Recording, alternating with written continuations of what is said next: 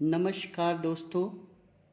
कई बार क्या होता है दोस्तों कि हम जब ध्यान की प्रक्रिया में बैठते हैं तो ध्यान की प्रक्रिया में हमें कई तरह के अनुभव होते हैं, जिन अनुभवों से कई बार हम बहुत डर जाते हैं दोस्तों। हमें ये नहीं पता होता कि ये अनुभव सही हैं या हमारे लिए गलत हैं। तो आज की वीडियो में मैं आपको ये बताऊंगा कि वो कौन से अनुभव हैं जो हमें बताते हैं कि हमारे ध्यान की प्रक्रिया जो है वो सही दिशा में जा रही है। इससे पहले दोस्तों मैं आज विषय के ऊपर आऊँ, आप सबका मेरे YouTube चैनल सच्चे भगत पर स्वागत है। और मेरा आप सबसे आग्रह है, जिसने मेरे YouTube चैनल को सब्सक्राइब नहीं किया है वो सब्सक्राइब बटन को दबाकर मेरे चैनल को सब्सक्राइब कर ले और बेल आइकन को प्रेस कर ले, ऑल पर सेट कर ले, ताकि उसको मेरी आगे आने वाली वीडियोस का नोटिफिकेशन मिलता रहे और उसका ज्ञान जो है वो बढ़ता रहे। तो दोस्तों अब हम आते हैं विषय के ऊपर। सबसे पहला अनुभव जो हमें ध्यान के समय होता है वो ये है कि जब हम ध्यान में बैठे होते हैं, जब हम अपना पूजा पाठ कर लेते हैं और अपना जाप कर लेते हैं। जैसा कि मैंने आपको अपनी दूसरी वीडियोस में भी समझा रखा है कि जब आपने जाप करना है तो आपने ध्यान नहीं करना, और जब आपने ध्यान करना है तो आपने जाप नहीं करना। तो जब हम अपना पूजा पाठ करके या अपना जाप करके ध्यान में बैठते हैं तो जो सबसे पहला अनुभव जो मुझे भी हुआ है ध्यान के दौरान शुरुआत में, वो ये है कि हमारे जो पैर हैं वो सुन्न होना शुरू हो जाते हैं। अब दोस्तों, शरीर के किसी भी अंग का सुन्न होना बहुत अच्छा संकेत है, लेकिन इसमें भी दो पहलू हैं। अगर दोस्तों ध्यान के दौरान जैसे आप सुख आसन में बैठे हैं और आपके पैर दब गए हैं तो उस कारण भी कई बार सुन्नपन आ जाता है, क्योंकि पैरों के दबने के कारण वहाँ पर कई बार ऑक्सीजन सप्लाई और ब्लड सप्लाई नहीं जा पाती है और पैरों में सुन्नपन, जिसे हम नमनेस कहते हैं, वो आ जाती है। तो ये तो हो गया शारीरिक कारण। इसका समाधान ये है कि आप ध्यान करने से पहले अच्छी तरह मुंह हाथ धो लें और थोड़ा वार्म अप कर लें या थोड़ी सी सैर कर लें और उसके बाद में ध्यान करें, ताकि पैरों में सुन्नपन ना आए और ध्यान का समय भी जो है वो अधिकतर से अधिकतर हो। कई बार क्या होता है कि ऐसा कोई शारीरिक कारण नहीं होता, पर हमारे पैरों में सुन्नपन फिर भी आ जाता है और वो ये सूनापन जो है वो धीरे धीरे पैरों से उठते हुए हमारे जांघों, पेट, छाती और ऊपर के शरीर तक आता है। तो दोस्तों ये एक बहुत अच्छा संकेत माना गया है, क्योंकि एक तरह से हम शून्यता की ओर अग्रसर होते हैं, जो कि ध्यान के लिए बहुत ही अच्छा माना गया है, बहुत ही अच्छा संकेत है। अगला संकेत दोस्तों जो मैं आपको बताने जा रहा हूँ वो ये है कि ध्यान के समय जब हम रीढ़ की हड्डी को सीधा करके बैठते हैं और ध्यान में मग्न होते हैं तो कई बार क्या होता है कि हमारे शरीर में हमें ठंडा ठंडा महसूस होता है, या फिर ऐसा लगता है कि कई बार हमारा शरीर जो है वो बहुत ही ज़्यादा गर्म हो गया है, या फिर शरीर में बहुत सारी तरंगें आने लगती हैं। तो इसका ये कारण होता है कि हमारे शरीर में, जैसे कि मैं अपनी कुछ और वीडियोस में भी बता चुका हूँ, दो तरह की नाड़ियाँ होती हैं, ईड़ा और पिंगला नाड़ियाँ।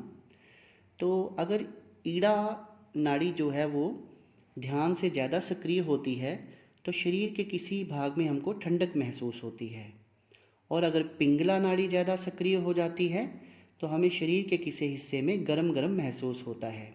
तो ये भी एक बहुत अच्छा संकेत है। अगर आपके साथ ऐसा हो रहा है तो आपको मान लेना चाहिए कि आप ध्यान की सही दिशा की ओर अग्रसर हो रहे हैं। अगला संकेत जो मैं आपको बताने जा रहा हूँ वो ये है कि ध्यान के समय कई बार हमें शरीर में झटके लगना शुरू हो जाते हैं, और झटके लगने के साथ साथ हमारा शरीर जो है वो आगे पीछे डोलना शुरू हो जाता है, या फिर कई बार गोल गोल घूमना शुरू हो जाता है। ये भी दोस्तों बहुत ही अच्छा संकेत है जो बताता है कि आपका ध्यान जो है वो सही दिशा में जा रहा है। क्योंकि होता क्या है कि जब हम ध्यान कर रहे होते हैं तो हमारे मूलाधार से जो एनर्जी है वो उठकर आज्ञा चक्र तक जाती है, और कई बार ये एनर्जी तीव्रता से जाती है तो हमें झटका लग जाता है, और जो बीज के चक्र होते हैं वो भी तेज़ तेज़ घूमना शुरू कर देते हैं। उनकी भी सफाई होती है, उनकी भी क्लिनजिंग होती है, जिस कारण जहाँ तो व्यक्ति का शरीर आगे पीछे डोलना शुरू हो जाता है या फिर गोल गोल घूमना शुरू हो जाता है। अगला अनुभव दोस्तों जो मैं आपको बताने जा रहा हूँ, ये मेरे साथ भी होता था। जब आप जाप या ध्यान की प्रक्रियाएं करते हैं और रात को सोते हैं, तो कई बार ऐसे लगता है कि सोए सोए जैसे कोई हवा सी आपके शरीर को छू कर जाती है, जिसके कारण आपके रोंगटे खड़े हो जाते हैं, या फिर वो जो हवा है वो आप कई बार आपके सिर पे, आपके छाती पे दबाव डालती है, तो उस कारण आप बहुत ज़्यादा डर भी जाते हैं दोस्तों।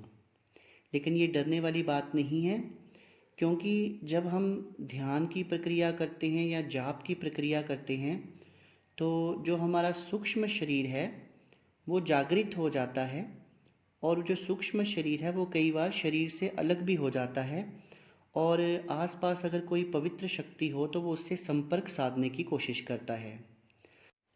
इसके साथ साथ एक अनुभव दोस्तों उसको ये भी होता है, उसे ऐसे लगता है कि उसके शरीर से उसका जो सूक्ष्म शरीर है वो लेटे लेटे अलग हो गया है, और वो काफ़ी ऊपर छत तक उठ गया है, और वहाँ से वो अपने शरीर को देख सकता है, और उसका जो सूक्ष्म शरीर है वो अनंत लोकों में घूमता है, कभी कहीं पहुँच जाता है, कभी कहूँ कहीं पहुँच जाता है, और उसे कई तरह के दृश्य नज़र आते हैं, कई तरह के देशों, कई तरह के लोकों में वो घूमता नज़र आता है, और कई लोगों के संपर्क में आता है। तो ऐसे में आम व्यक्ति जो ध्यान के बारे में कुछ नहीं जानता या जाप के बारे में कुछ नहीं जानता, वो ये सब स्वप्न के दौरान, क्योंकि वो सेमी कॉन्शियस स्टेट में होता है, ना वो अनकॉन्शियस होता है, ना ही वो कॉन्शियस होता है, वो सेमी कॉन्शियस स्टेट में होता है, तो वो काफ़ी घबरा जाता है। तो ऐसे में हमें घबराना नहीं चाहिए, और हमें ये समझना चाहिए कि जो हमारे ध्यान की प्रक्रिया है उसकी दिशा बिल्कुल सही है। एक संकेत और भी मैंने बहुत ज़्यादा देखा है, मेरी लोगों से बातचीत होती रहती है, और कई लोग मुझे मैसेज भी करते हैं कि जब वो ध्यान की प्रक्रिया में बैठते हैं तो उनके कई बार पूरे शरीर के रोंगटे खड़े हो जाते हैं, और उनके शरीर में तरंगे जो हैं, वाइब्रेशंस जो हैं वो होना शुरू हो जाती हैं। तो ये भी एक बहुत अच्छा संकेत होता है।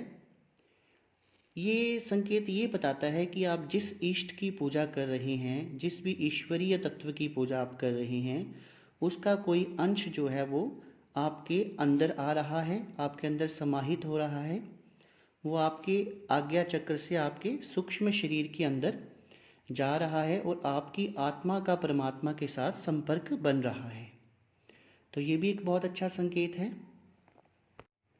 एक संकेत मैं आपको और बताऊंगा, जिसमें जैसे जैसे अध्यात्म का लेवल बढ़ता जाता है, ध्यान की प्रक्रिया व्यक्ति की बढ़ती जाती है, और उसका जो ध्यान है वो काफ़ी गहरा होता जाता है, तो उसमें वैराग्य की उत्पत्ति होती है। कई बार तो उसका दिल करता है कि मैं अपने घर बार, अपनी पत्नी, अपने बच्चों को छोड़कर किसी तीर्थ स्थान पे चले जाऊं, या हिमालय पर्वत पर चले जाऊं, वहां जाकर तपस्या करूं। पर उस समय हमें विचलित नहीं होना है, ना ही हमें कुछ ऐसा करना है। हमें अपनी ध्यान की प्रक्रिया को बढ़ाते रहना है, अपना जाप, अपनी पूजा करते रहना है, क्योंकि हमें अपनी जो कुंडलिनी शक्तियाँ हैं, जो स्पिरिचुअल पावर्स हैं, उनको गृहस्थ आश्रम में ही रहकर उनको प्राप्त करना है।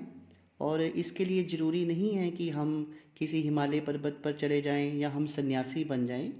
गृहस्थ आश्रम में रहकर भी व्यक्ति इन सब कार्यों को कर सकता है। तो ये भी एक बहुत अच्छा संकेत होता है वैराग्य की उत्पत्ति। और कई बार जब वो अपना पूजा पाठ करके, ध्यान करके व्यक्ति उठता है, तो उसका मन बिल्कुल शांत हो जाता है, और उसका बिल्कुल दिल नहीं करता कि मेरे साथ कोई बात करे। कुछ क्षणों तक ये प्रक्रिया चली रहती है। अगर उसके पास कोई ज़ोर से बोलता है तो उसे बहुत बुरा लगता है। वो इसी तरह होता है जैसे एक शांत तड़ाक के अंदर, जैसे हम पत्थर मारते हैं तो पत्थर मारने से लहरें उत्पन्न होती हैं, शोर उत्पन्न होता है। उस समय उस व्यक्ति का मन उस शांत तड़ाक की तरह होता है। तो पूजा पाठ करने के बाद अगर आपका मन शांत रहता है तो ये भी एक बहुत अच्छा संकेत है। दोस्तों, आज जो जानकारी मैंने आपको दी कि ध्यान के दौरान वो कौन से अनुभव होते हैं जो अगर हमारे साथ हों तो हमें ये मान लेना चाहिए कि हमारी जो ध्यान की प्रक्रिया है वो सही दिशा में जा रही है। अगर मेरे द्वारा दी गई जानकारी दोस्तों आपको अच्छी लगी हो तो मेरी वीडियो को एक लाइक ज़रूर कर देना और इसे अपने दोस्तों तक ज़्यादा से ज़्यादा शेयर कर देना ताकि उन तक भी ये जानकारी पहुंच जाए। और दोस्तों, ध्यान से रिलेटेड आपके मन में कोई भी प्रश्न है तो आप बिना हिचकिचाए कमेंट सेक्शन में मेरे से अपने प्रश्न के बारे में पूछ सकते हैं। आपने मेरी वीडियो को देखा उसके लिए बहुत बहुत धन्यवाद। शुभ रात्रि मित्रों।